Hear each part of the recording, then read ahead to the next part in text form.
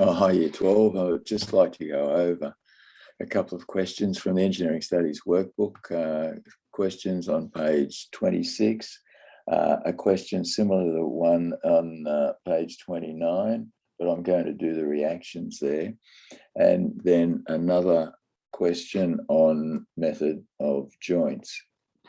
So let's get started.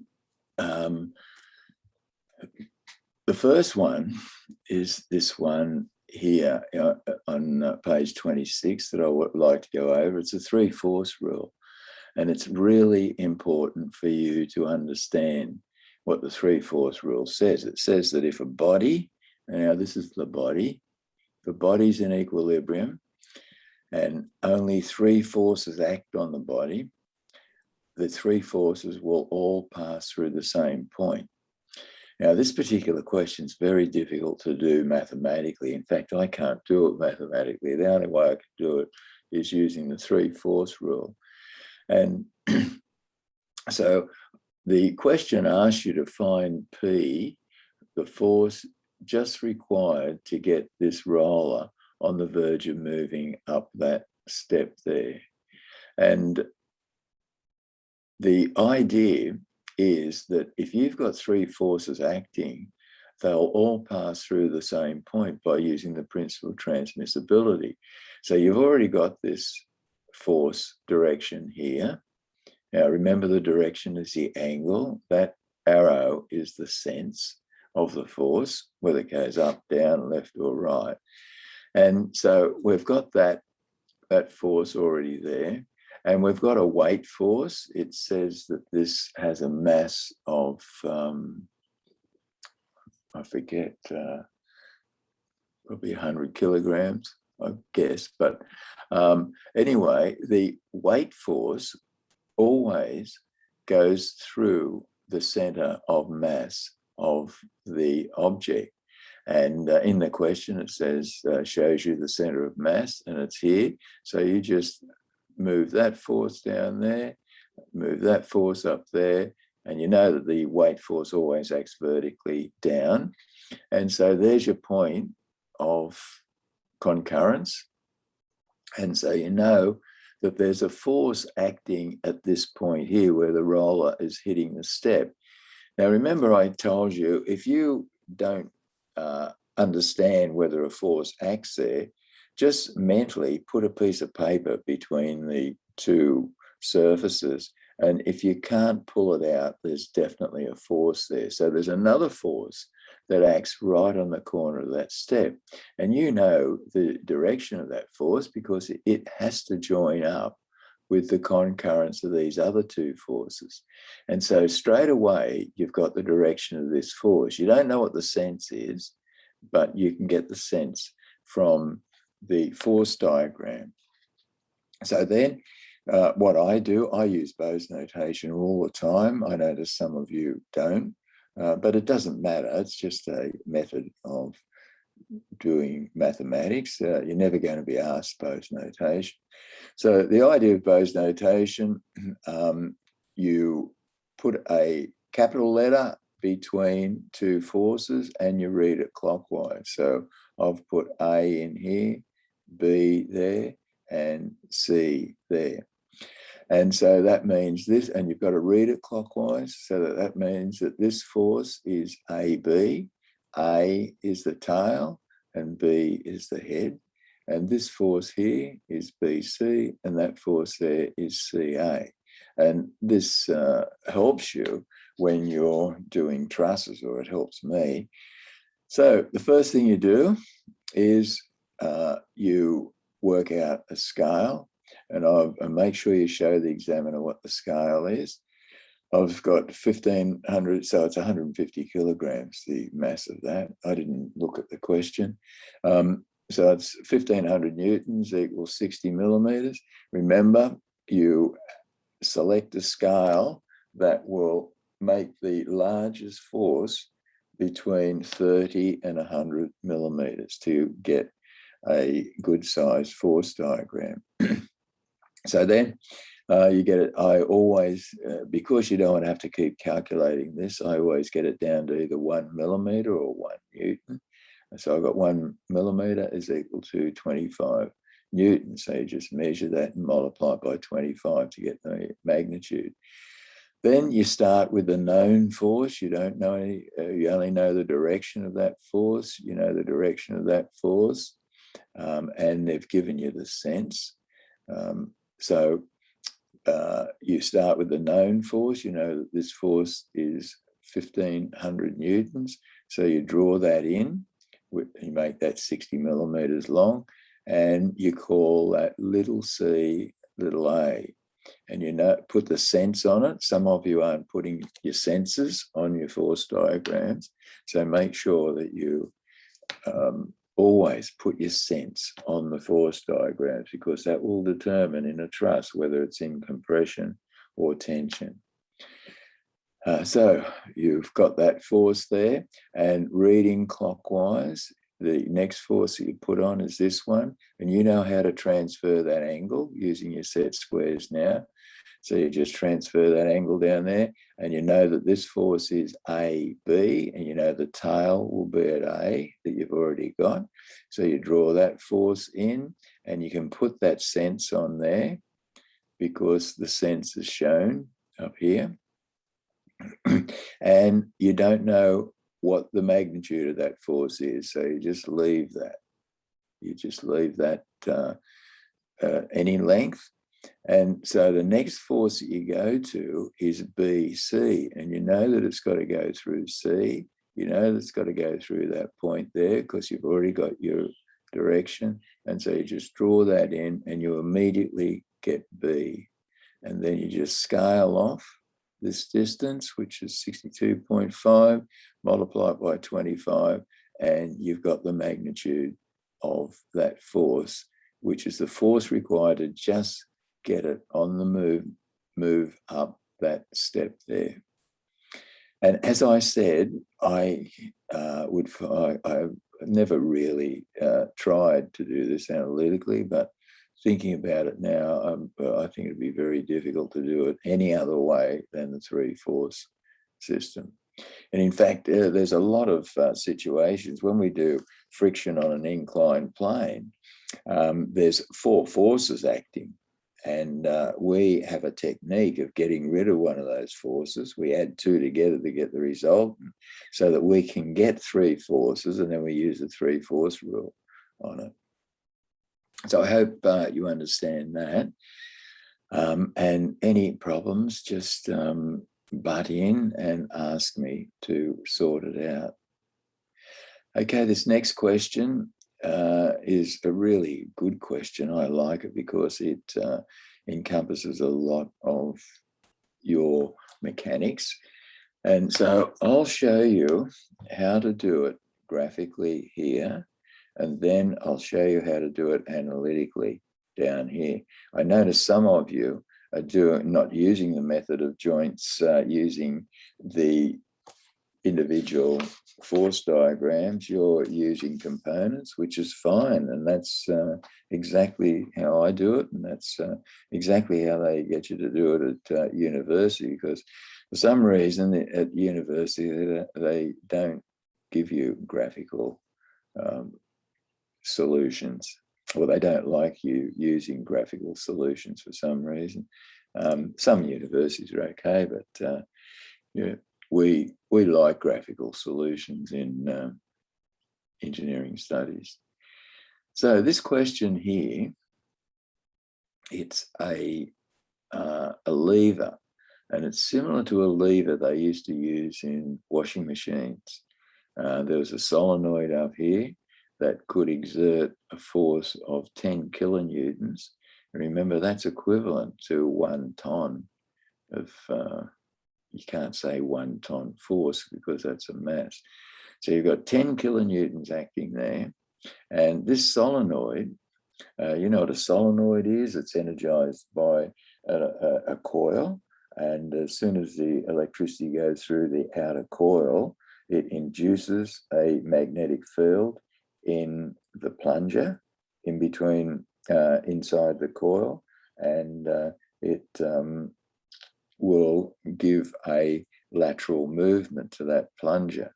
And that lateral movement of this plunger hits I think it hits a limit switch, and then it turns the dryer, the spin dryer on or off.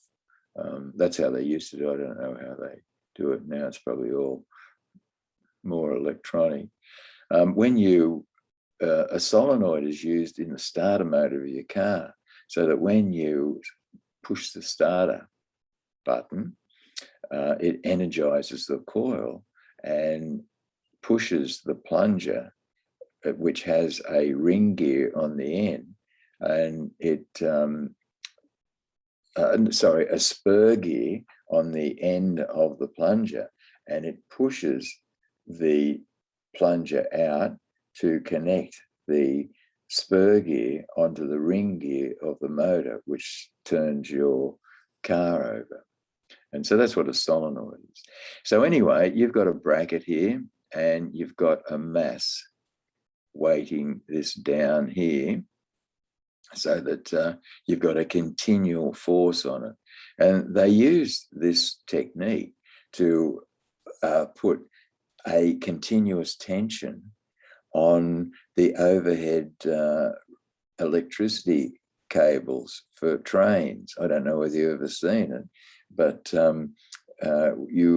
when you're in an electric train, have a look at the stanchions on either side, and you'll see these massive weights supporting the overhead wires, so it keeps constant tension on them. Anyway, so the questions that you've got to find is, first of all, what's the mass there to create a 10 kilonewton force there? And then you're asked to find the force in B, the reaction here. And we're going to use the 3-force rule here. And I'll just repeat the 3-force rule. If 3 forces are acting on a body and the body's in equilibrium, and don't forget that's the body there, and the body's in equilibrium, the 3 forces will all pass through the same point using the principle of transmissibility. So you can see that you've got this force going along here, and it's only given to you at A. So you've got to extend it by the principle of transmissibility down here somewhere. And you know that a force goes through here, and it's a weight force, so it goes vertical. And so you just extend that up there using your set squares, doing it accurately. And so you've immediately got the point of concurrence there, where these 2 forces meet. Now, you know from your engineering acumen that a force has to act at this pin here, because if you pull that pin out, you know the whole thing's going to fall down. So there must be a force on the pin holding that lever in place. And so all you've got to do now, using your set squares, join that point to that point, and you've immediately got the direction of the force that goes through B. And look at the amount of work here compared to the amount of work down here. And so this is why I'm advocating you learn the 3-force rule. So let's have a look at this. So you've got a free body diagram here of that force going there, that force going there, and that force going there. And so I use Bose notation. So I'll put A, capital A there, capital B there. See, I'm going clockwise, and capital C between those 2 there. And so this force here is CA, that force there is AB, and that force there is BC. Okay, now you set out a scale here. So I've got 10 kilonewtons, which is the force that's given there. It's equal to 100 millimeters. And so 1 kilonewton equals 10 millimeters. So to get the actual force here, you've got to divide it, the length, by 10. Whereas up here, you had to multiply it. So the first thing you do is you start with the known force. So you and I always start from the point of concurrence. So I draw that 100 millimeters long, do it accurately, put the sense in, because you're given the sense, and then you call it, you give it a name. Now, the reason why you give it a name is because you don't know where this last force goes, but this last force here is BC, and you've already got C there, so you know where it goes. But anyway, so you call this force, this is force CA, so little c, little a there, you go clockwise. Now look, you can go anti-clockwise if you like, and you'll get exactly the same answer, but your force diagram will be mirror reversed, and it goes against the principle of Bose notation. But yeah, so always read it clockwise. So the next force that you come to clockwise after that one is AB, right? AB. And so you transfer that force, the direction of it, which is vertical, to A, because this force here is AB. So the tail will be A and the head will be B. But we don't know how far that is, so you just draw it in. And we know that it goes down because weight forces always go down, even though I haven't put a sense there. Weight forces always go down. But if this is another force, you'd have to draw it up there too, because we're not sure whether it goes up or down. Now, we don't know the magnitude of that, so we have to leave that. So we come round to the next force, which is BC, and B will be the head of the force, and C will be the tail. There we've got C, so all you do is just join that up, and you've got the magnitude of AB and the magnitude of BC, and that's how you get the reaction force there. And then all you've got to do is scale this off. Now that works out to be 4,000 newtons, or 4 kilonewtons. And because it's asked, you're asked to find the mass, you got to divide that by 10, and that will give you 400 kilograms. So the mass there will be 400 kilograms to exert a force of 10 kilonewtons along there. Now the reaction force at B, remember you've got 4 things that you've got to specify for a vector. You've got magnitude, direction, sense, and point of application. So all you do is scale that off, then you divide it by 10, and you get 10.8 kilonewtons. Now that's pretty close to that, and that's because that angle is very low. So we've got a magnitude of 10.8 kilonewtons acting at that point there, and you just put your protractor on here to work out what the direction is, and that works out to be 22 degrees. And so you put, see, you've got force at B. You don't need to put the point of application on this diagram here, because you've said the force at B and you've got B there. If you say it here, you don't have to put it there, but I always put it there, but I didn't this time. So you put your answer down there like that, and you've got a simple solution to a reasonably complex question. Now, let me do it using analytical methods. Now, you know that a moment is the force times the perpendicular distance. So you can see what they've given you here. They've given you these distances here, forcing you to know what a moment is. So what you've got to do is you've got to find that perpendicular distance there. Okay? And you've also got to find that perpendicular distance there, because a moment is force times perpendicular distance. So if you start using these distances here, you're not finding the true moment. Now, if you have trouble doing this using trigonometry, the best way to do it is to scale it. You work out what that scale is, say along there, and then you can work out what the scale is of the drawing, and then measure that distance and multiply it by the scale, and you'll get approximately that distance. And the same thing with that. But it's pretty easy to do it using trig. So let's have a look at it down here. So what I'm going to do now, I'm going to find this force here, or that mass there. Okay, and I'm showing you how to do the trigonometry here. So I've got D1 up there, that's D1 there, and D2 is that distance there. So I'm going to show you how to find D1.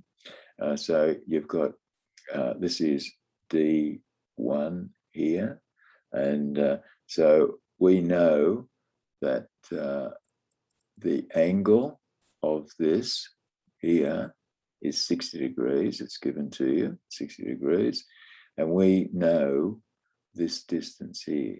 We know the hypotenuse of the triangle. So we've got to find that. And so you say sine 60 is equal to D1 over 400. That's 400 there. And so you've got D1 is 346 millimeters there. Okay, now I'm going to find D2, which is this distance here, shown down here. We know that that angle there is 30 degrees. It's given to you. And so I'm going to use that angle. You could use 60 here if you like, but I'm going to use that angle. I'm going to say cos 30 degrees is equal to the base over the hypotenuse, which is D2 over 1000. And so we've got the perpendicular distance at 866 millimeters. So we've found those two perpendicular distances there.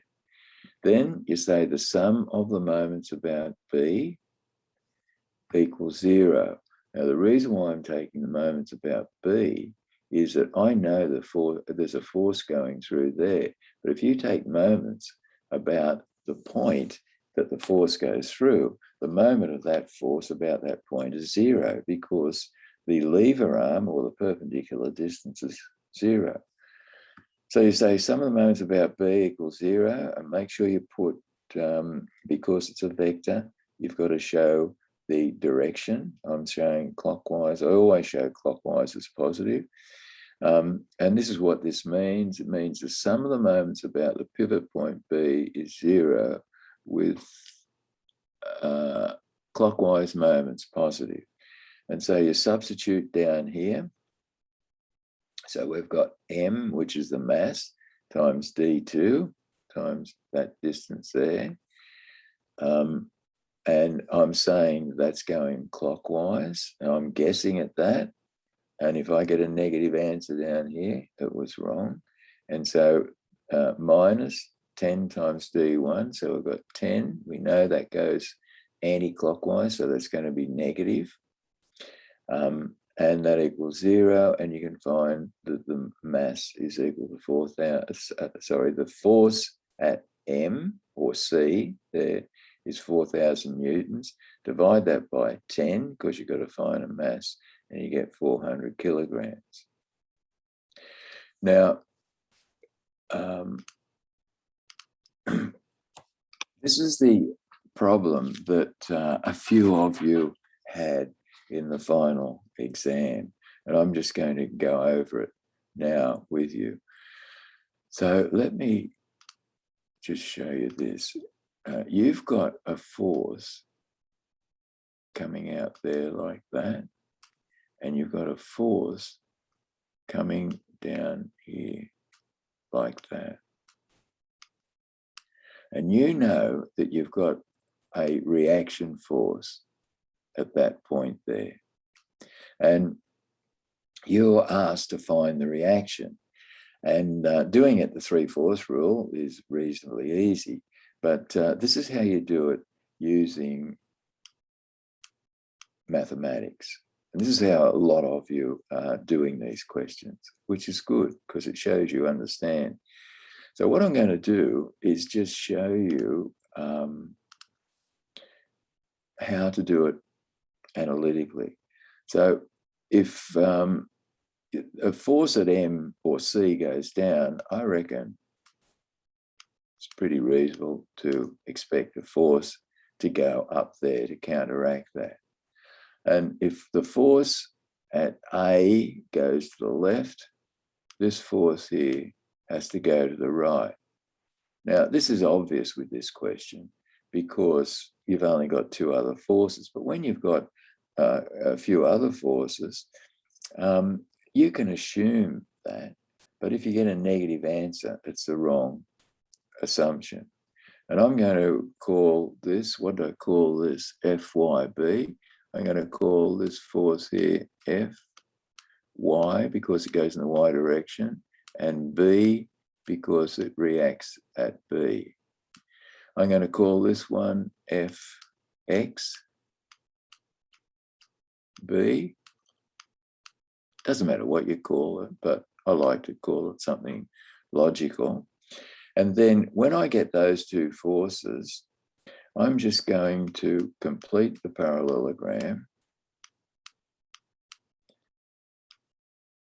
and use Pythagoras to find the force at B. So that'll be FB there. And then I'm going to find the angle here, theta, using trig, and that will give me the force at B. So let's do it. So reaction force at B analytically, let Fy, and I've been through that, they're the reactions. So FYB is a vertical reaction.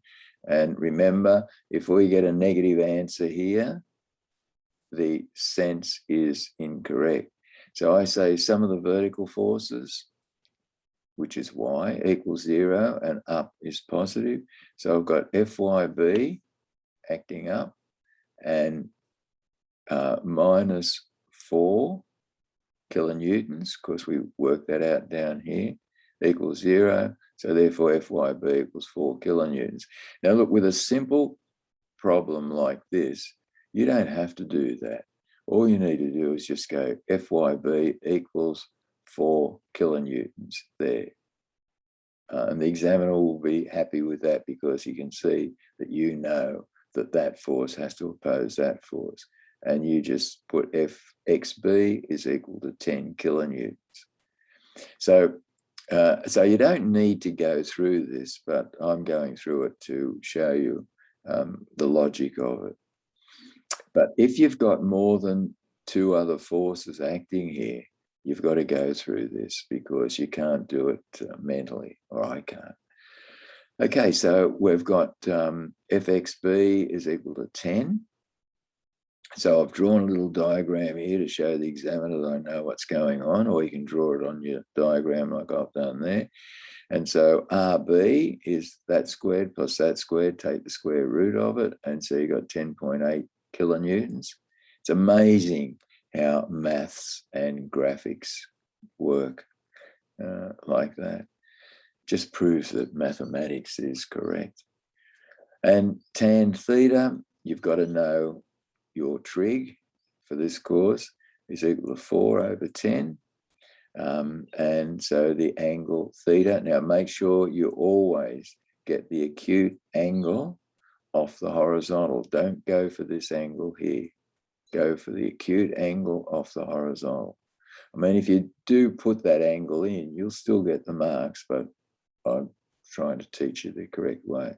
And then, so you've got your reaction at B is equal to 10.8. Now, as I said, you don't need to put that B in there because you've mentioned it there and it's shown up there. So you've provided the 4 points of a vector. make sure you put your sense in correctly and your angle there. I hope that's okay.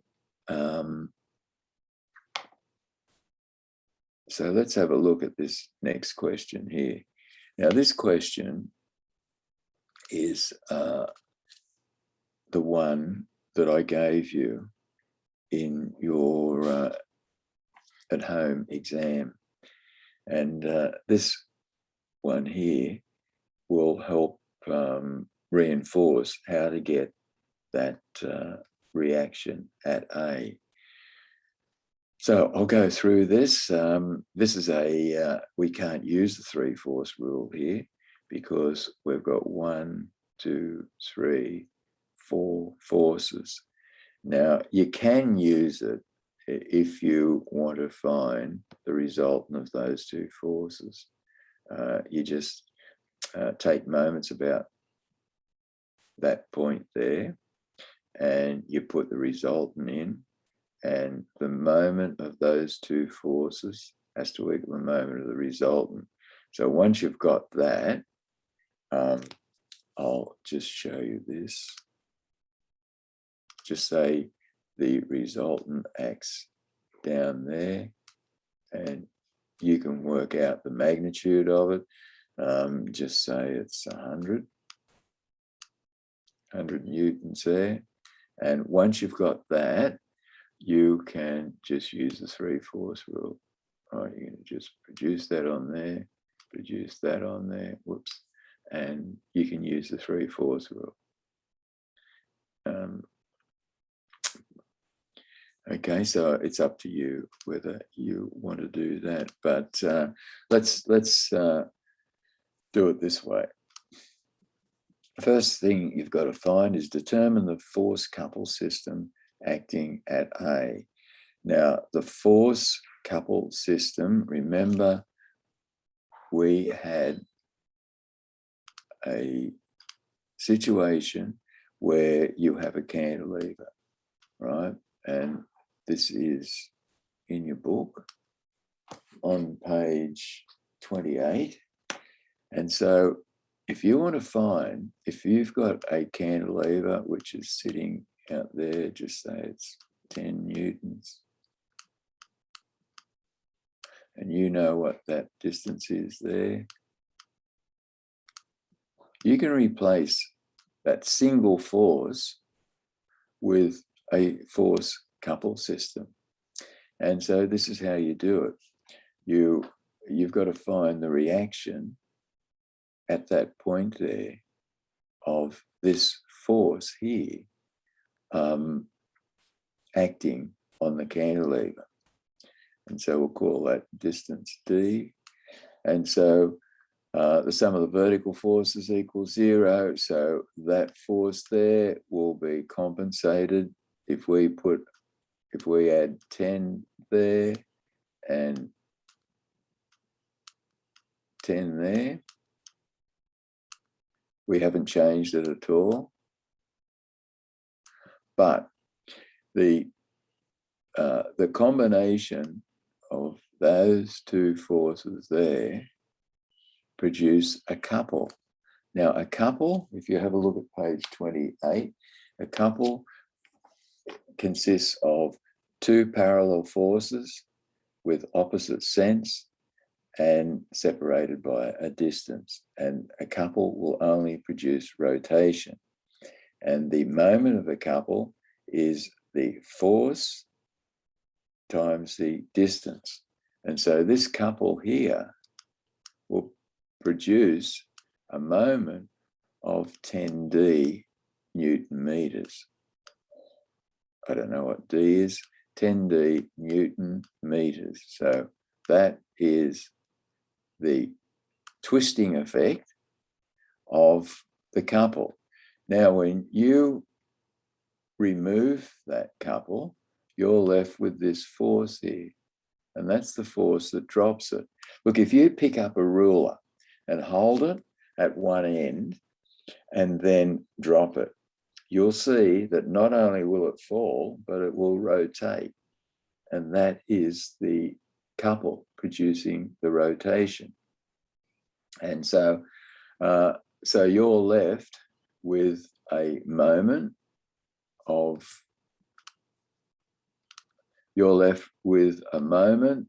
10 10d Newton meters, which is 10 multiplied by the distance.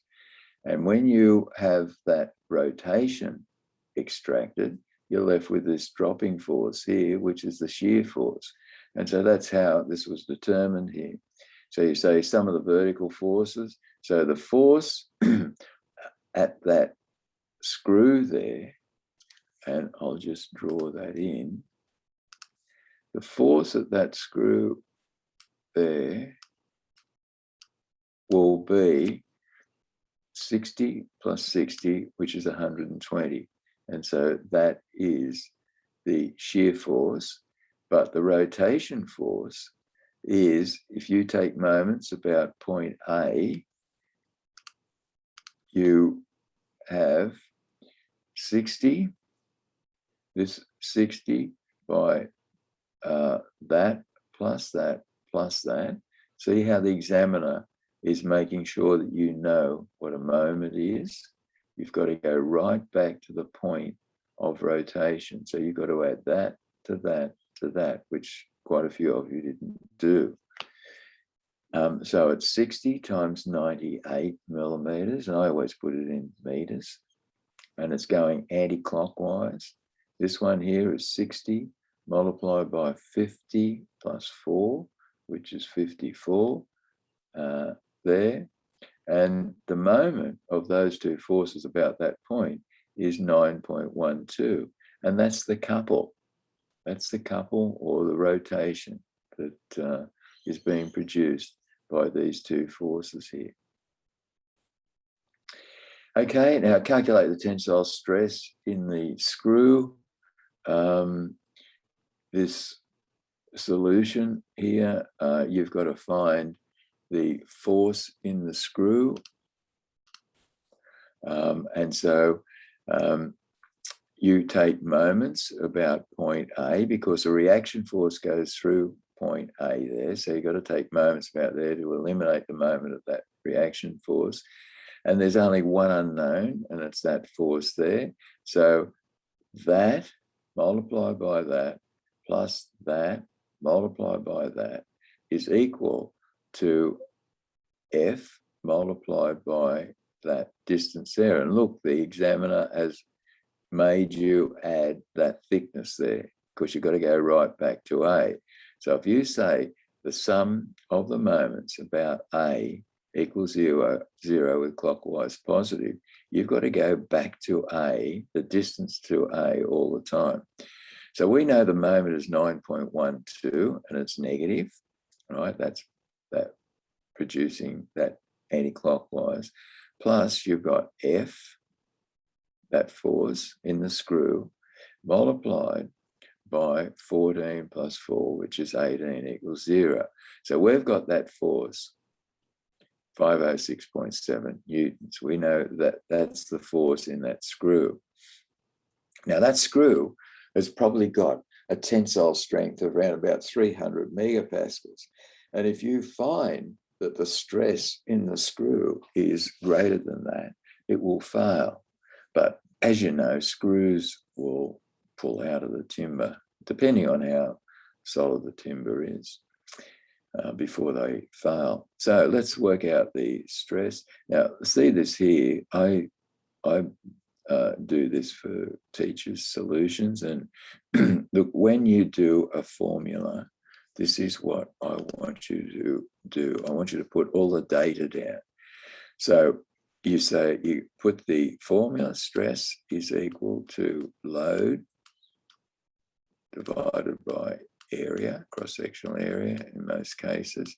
Then I want you to put the data. Now you can put where if you like, but I just want you to put your data here, and I want you to make sure that you put your units in. So you've got 506.7, and I want you to put your units in. That's newtons. So it's a double check. there. And the area, and this is, I want you to put the formula for the area, pi r squared, and I'll tell you why in a minute. Then you put all of your information down here, so it's pi times 2.5 squared, because it's 5. And I'll just go down, I'm running out of space here, times 10 to the minus 6 meters squared. And then I like you to work that out, because I don't want you to put all of that information in over here and then have to, you're transferring 1, 2, 3 things. I'd rather you just transfer the value of it. I don't know what the value of it is there, because I haven't put it in here. And then you only have to transfer one thing from here over to here. Okay, and then you don't, I didn't put 10 to the minus 6 in here because I want my answer to be megapascals. And remember, 10 to the minus 6 as a denominator, when it comes up as a numerator, it becomes 10 to the plus 6, and that's 1,000,000, and a mega is 1,000,000. So you just don't substitute that. Okay, I hope that's okay. Now let's get onto this one here. And so I'm going to do this. I'm going to, you've got to find the reaction. So I'm just going to put these forces in here. I reckon there's a force going up there, so that is F Y A, and there's got to be a force here like that, which is F X A, and that will be equal to F. And you can just do this if you like. You don't have to do the sum of the vertical forces, and that will be 506.7. And make sure you always put your units. Now, I forgot to mention all of these, you know, when you put a formula down and you say where. Now, the reason why you put all of that down with the units is that if you get a wrong answer, the examiner can immediately go back and see where you made the mistake. Now, if it was a mathematical mistake and you made a mathematical mistake here, you'll still get full marks there, because you can't be double penalized for a mathematical mistake in the same question. If you're penalized for a mathematical mistake up here and you make another one down here, you'll get full marks. So that's why I want you to put all the data here, so that the examiner can see that it is in fact a mathematical mistake. But if you just put down a formula and then put all your details in the calculator and then just put an answer here, you'll get 0 if it's wrong. But you've got the potential with all of this information to get maximum marks. So why not put all that info there? And anyway, so you can do this too if you like. You can just put FYA is equal to 120 newtons, because these are the only two other vertical forces there. You don't have to go through all of this if you don't want to down here. Okay, so and then you just complete your parallelogram here, and it doesn't have to be accurate because you're doing it analytically, and we call that F A, force at A, and we call that angle there theta, and do exactly the same as what we did before. And so here's Pythagoras down here, and then here's your angle there. Okay, I hope that explains how to do those reactions. And so let's have a look at this last question that I was asked to do.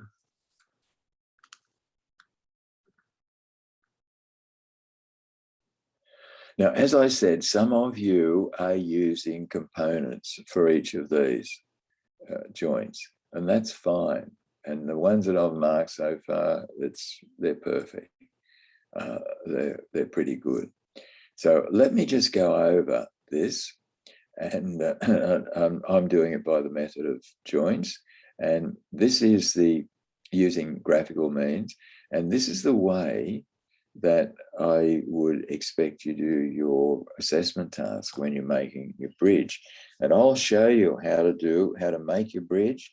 I'll show you how to analyze it, and hopefully you'll get a lot out of it, like most other students have. Notice I've given the solutions here. So let's see how you do this question here. So you're asked to find the forces in all members. Now, you're not going to be ever in an exam to do a truss analysis and find the force in all members for two reasons. First of all, it'll take you half an hour to do it. And secondly, it's highly repetitive. And so they are just going to ask you to find the force in one of the members. And you use the method of sections to do that, which is what you're doing now. So the first thing you do is you find the reaction. So, and you take moments about the pin, because remember, the pin can resist a force in 360 degrees, whereas a roller can only resist vertical forces at 90 or forces at 90 degrees to the surface of roll.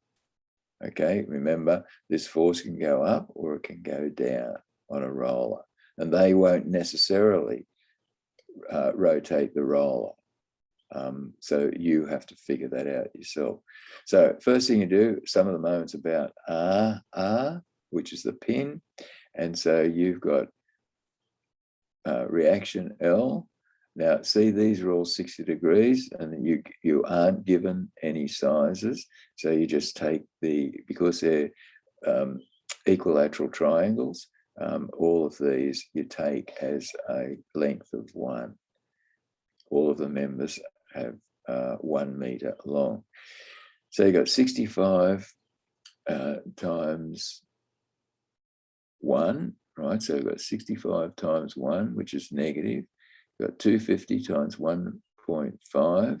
This is 250 times the perpendicular distance is 1.5. And they're going negative. So they're both negative. And then we've got RL, which is the reaction at the left. And that's 1, 2 perpendicular distance. And so you get RL is 220 going up. Okay, and then you just say sum of the vertical forces, that force plus that force plus that force has to equal that force there. And so that's how it works. Using these are vectors, don't forget, and you've always got to give a sign to them. So that'll be positive, negative, negative, positive. And so that works out to be 95 kilonewtons up. And then you can't start with a joint that has more than 2 unknowns. You can't start with that joint or that joint or that joint. So the best thing to do is to start with a joint that is near a reaction. But I always use Bose notation, and I'll tell you why now. between that force and that force, you've got A. Between that force and that force, you've got B. And then C, D, and then you go into the truss, E, F, G. Now, the reason for that is this. If you do a force diagram of this joint here, that force there is AE, right? And if that force is in compression, it will be going down like that. And you have to have an equal and opposite force to balance that. And so compression, even though you think that this is pulling apart, these are internal reactions, right? So if you've got the force pushing into the joint, that means that member is in compression. And the way that you think about that, I don't want you to think, oh, hang on, that looks tension, but it's compression because it's internal reaction. I want you to get a pen in your fist and put the fist on the joint. Let's put the fist on this joint here. And there's the pen. And you push the pen into your fist, and you'll immediately see that the pen is in compression. That's how you do it. Okay, because in an exam, when you're flustered, you'll get confused if you're saying, hang on, it's equal and opposite. But do the fist and pen trick that I call it. If you put your fist there with a pen in it, and you push on the pen, do what that force is telling you, you can see straight away that the pen is in compression. Now, let's see the value of Bose notation. So relative to this joint, this force here is AE. But because the sense is reversed, relative to this joint, it is EA. So you can see how Bose notation adjusts for these internal reaction forces. So let's do the force diagram of this here.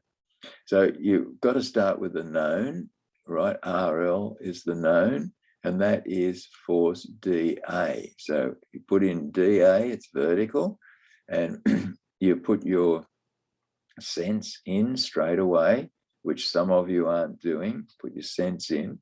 And then you come around to the next force, which is AE. It's got to go through A. It's got to be parallel with that force. And you do that with your set squares and draw that force in. Now, we don't know how far it's going, and we don't know whether it's going up or down. So you can put it in there like that. But you come around to the next force, which is ED. You've already got D. We know it's horizontal. So that's got to be E there. And so you know all the forces go in the same direction on a joint that's in equilibrium. You know that from year 11. And so immediately you put your forces on the diagram. So we've already put that force there, and this force here is going to the right. So you put that there, and then this one goes there, equal and opposite, and do the pen trick. Put your fist on that joint, put your pen in your hand and pull it, and you'll see that that's in tension. Okay? Now, the value of it, and this is the way that I want you to do your analysis of your truss. Let's go up to this joint here. That has two unknowns now because we've found out that one, but that force has to go in that direction, doesn't it? Okay, so for this joint, it was AE, but for that joint, it's EA. Okay, so you, if you want to put all the forces on one diagram, which is called a Maxwell diagram, you just have to use a different color. And I noticed Ben did that in his homework. He used a different color. And so you can put all the forces on one diagram. as long as you change the senses. And that's the value of Bose notation. Okay, but what I've done here, I have put in, sorry, I'll just get the mouse up. I've put in another force here, but a force diagram here for this joint here. Let me just go through this one. So there is AE for that joint, and here's EA for this joint, and we know the magnitude of it because we found it there.